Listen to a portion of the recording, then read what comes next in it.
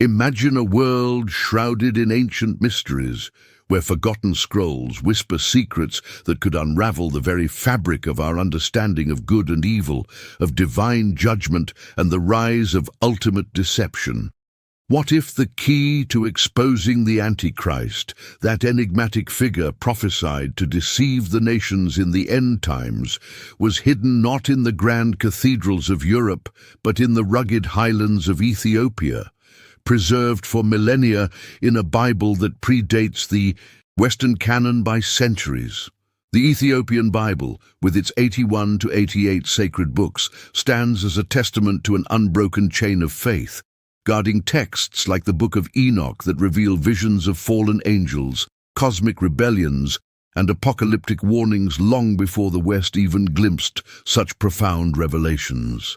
This is the story of how an African Christian tradition, one of the oldest in the world, held the mirror to humanity's darkest prophecies, exposing the Antichrist's shadow, while the rest of Christendom debated its own scriptures.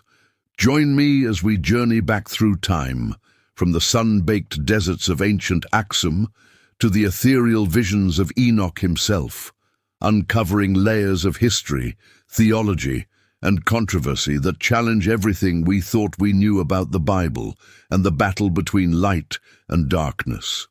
Our tale begins not in the familiar landscapes of Jerusalem or Rome, but in the fertile cradle of the kingdom of Aksum, what we now know as Ethiopia and Eritrea, around the 1st century AD. Ethiopia's story with Christianity is as ancient as it is profound, etched into the very pages of the New Testament itself. Recall the account in Acts chapter 8, where Philip the evangelist encounters the Ethiopian eunuch, a high official under Queen Candace, reading from the scroll of Isaiah. This eunuch, returning from worship in Jerusalem, represents the first seeds of the gospel sown on African soil.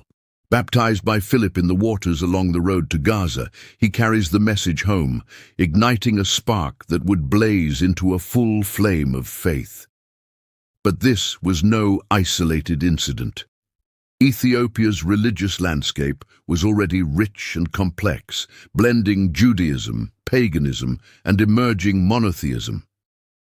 Traders and pilgrims from the Holy Land had long traversed the Red Sea routes, bringing with them scrolls, teachings, and traditions that would shape a unique Christian identity.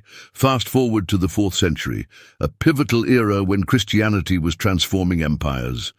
In 330 AD, Emperor Constantine the Great legalized Christianity in the Roman Empire, but across the Red Sea, in Aksum, King Ezana was on the cusp of a similar revolution.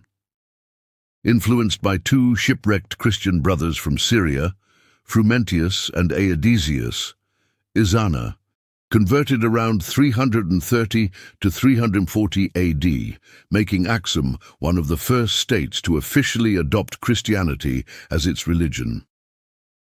Frumentius, ordained as the first bishop by Athanasius of Alexandria, became known as Abba Salama, the Father of Peace, and set about translating scriptures into Ge'ez, the ancient Semitic language of the region. This translation effort was monumental.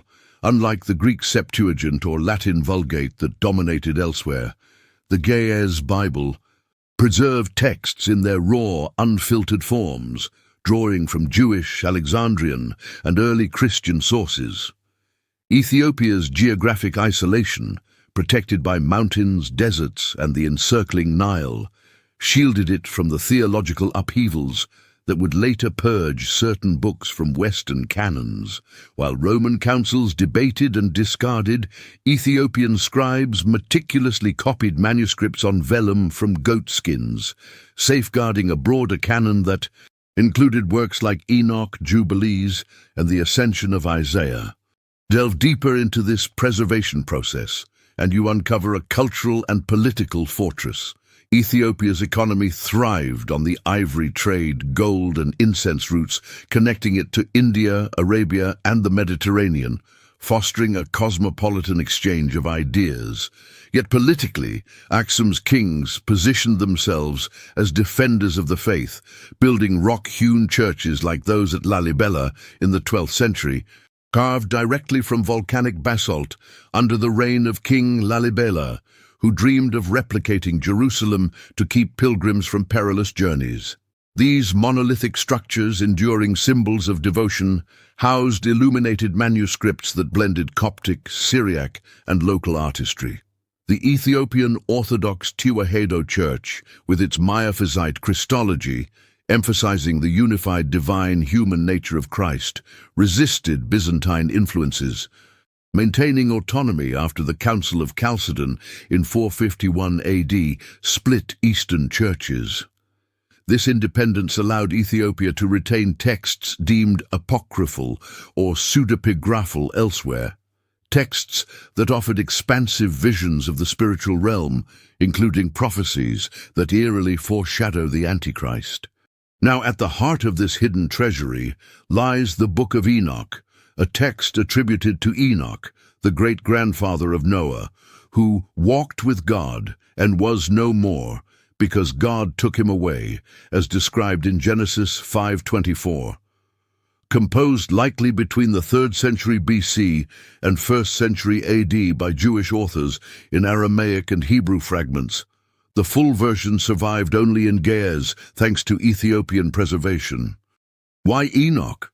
Because it provides a cosmic backstory to evil's origins, detailing the fall of the Watchers, 200 angels who descended to Mount Hermon, lusted after human women, and begot the Nephilim giants, corrupting humanity with forbidden knowledge of metallurgy, cosmetics, sorcery, and warfare. Enoch 6:8 paints this rebellion vividly. Now, and they were in all 200, who descended in the days of Jared on the summit of Mount Hermon. And they took unto themselves wives, and each chose for himself one, and they began to go in unto them. And they taught them charms and enchantments, and the cutting of roots, and made them acquainted with plants. This narrative expands on Genesis 6:1-4, explaining the flood as divine judgment on hybrid abominations and angelic transgression. But Enoch doesn't stop at pre-flood chaos. It propels us into eschatological prophecies that modern interpreters link directly to the Antichrist. In chapters 1-5, Enoch foretells the second coming. Behold, he comes with 10,000s of his holy ones to execute judgment upon all and to destroy all the ungodly.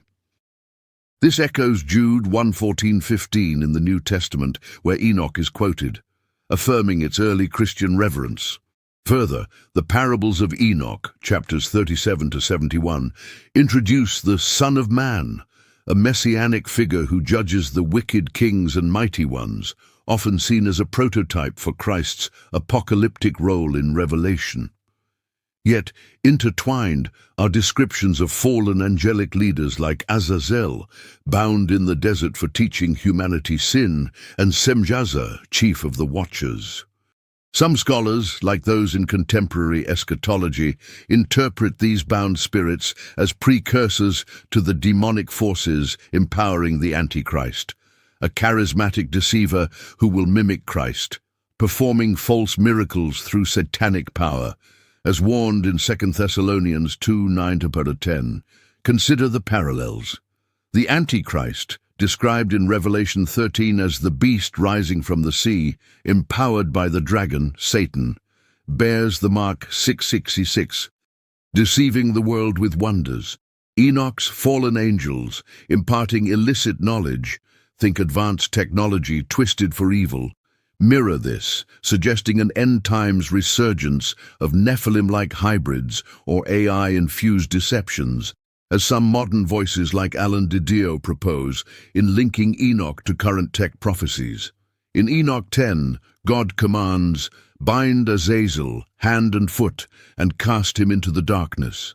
And on the day of the great judgment, he shall be cast into the fire." This binding and release motif resonates with Revelation 20's abyss, where Satan is chained for a millennium before final release, fueling the Antichrist's brief reign. Ethiopian tradition views Enoch as a prophet exposing these mysteries. His book, A Manual for Discerning End Times Deception, preserved because Ethiopia's church fathers, like those at the Synod of 1667, affirmed its canonicity amid oral traditions and monastic scholarship. To grasp the historical significance, contrast this with the West's trajectory. While Ethiopia translated and canonized Enoch early, possibly by the 5th century via Frumentius's successors, the Western Church grappled with it. Quoted in Jude and alluded to in 2 Peter, Enoch was cherished by early fathers like Tertullian and Origen, but fell afoul of councils like Laodicea, 364 AD, and subsequent Protestant reforms. Martin Luther and others, during the 16th century Reformation, prioritized the Hebrew canon, deeming Enoch pseudepigraphal, falsely attributed, and extra-canonical, influenced by Jewish rejection post-Second Temple destruction in 70 AD. Yet Dead Sea Scrolls discoveries in 1947 vindicated Enoch's antiquity, with Aramaic fragments confirming its pre-Christian origins, challenging Western dismissals. Controversies abound. Was Enoch suppressed to hide angelic human interactions that undermine doctrines of original sin, or preserved in Ethiopia due to its Jewish Ethiopian heritage, tracing to the Queen of Sheba and Solomon's son Menelik I, who legendarily brought the Ark of the Covenant to Aksum? Explore the cultural ripple effects. In Ethiopia, Enoch shaped liturgy, art, and folklore. Medieval manuscripts depict Enoch ascending amid angels, influencing rock paintings and Ge'ez hymns.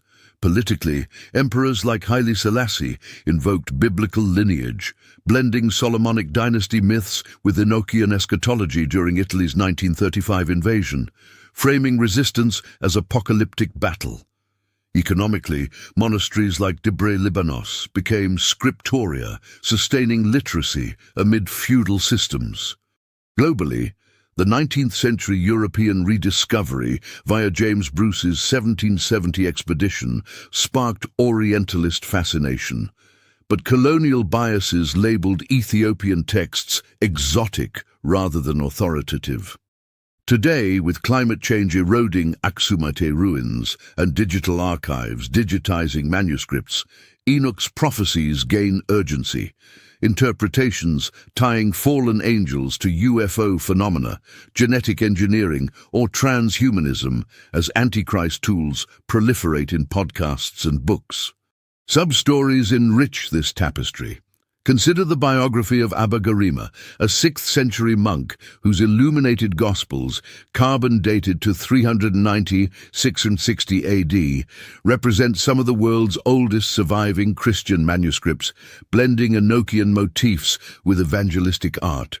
Or the controversy of the Kebra Nagast, Ethiopia's 14th century national epic, weaving Enoch's secrets into Solomonic legitimacy, influencing Rastafarianism's view of Haile Selassie as divine. Historiographically, scholars like Edward Uhlendorf debated Enoch's canonicity, while Ethiopian theologians like Merigeta argue its inspiration from apostolic tradition. Comparisons to other eras. Just as the Nag Hammadi Library revealed Gnostic texts in 1945, Enoch challenges Sola Scriptura, echoing Catholic deuterocanonical debates. As we near the prophecy's core, Enoch's warnings intensify. In the Book of the Watchers, chapters 136, Enoch tours the heavens, witnessing prisons for stars and angels, foretelling a judgment where the earth shall be rent asunder and the wicked consumed. Modern interpreters such as those in the Book of Enoch and the Antichrist discussions see Azazel as a prototype for the scapegoat Antichrist, bearing sins yet deceiving. Enoch 69 lists 21 names of fallen angels, their secrets fueling end times chaos, astrology for false prophecies, weaponry for global wars. This exhaustive catalogue, absent in Western Bibles, exposed the spiritual hierarchy behind deception centuries before Revelation's beast. Ethiopian exegesis, in commentaries like those of Abba Baha'u'llah Michael, links this to Revelation's harlot Babylon, urging vigilance against false Christs. The global impact.